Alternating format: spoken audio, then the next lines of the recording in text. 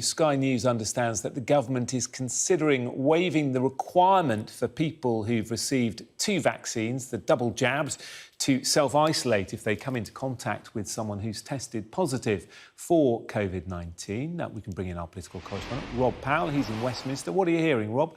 Yes, this was reported in the Times this morning, Jonathan, but we do understand that it is true that the government is considering in the early stages, but it is looking at potentially getting rid of the requirement to isolate for 10 days for those that have had 2 vaccinations and are fully protected if they are named as a close contact of someone that has COVID. So at the moment, if you are named as someone that's been in touch with someone that has tested positive, you're told to stay at home for 10 days and not go out. Now, that is early days, but the idea is being discussed in Westminster to get rid of that and to instead have to take daily lateral flow rapid result tests to make sure that you are negative, and you would only have to isolate if you got symptoms or if you tested positive on one of those tests. Crucially, though, this would be only for people that are fully protected, that have had both doses of a vaccine. There is a trial going on at the moment of about 40,000 people who, when they're named, if they're named as a close contact,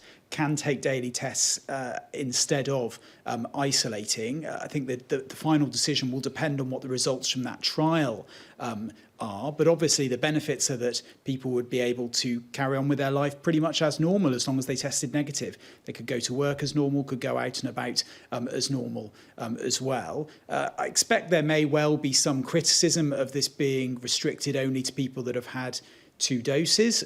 What provision will be made for people that can't have the vaccine? What about people that for whatever reason don't want to have the vaccine? What about younger people who may not get their 2nd dose until later this year? I think the idea would only be brought in later this year, but will everyone have had or been offered those 2 doses by then? This also builds on some news we were reporting earlier in the week that people that have had 2 doses when they're coming back from amber list countries may not have to quarantine under plans being discussed in Westminster as well. So this idea of offering more privileges to people that have had 2 jabs is clearly in the ascendancy in government at the moment. I think it will need to be carefully handled and carefully discussed, though.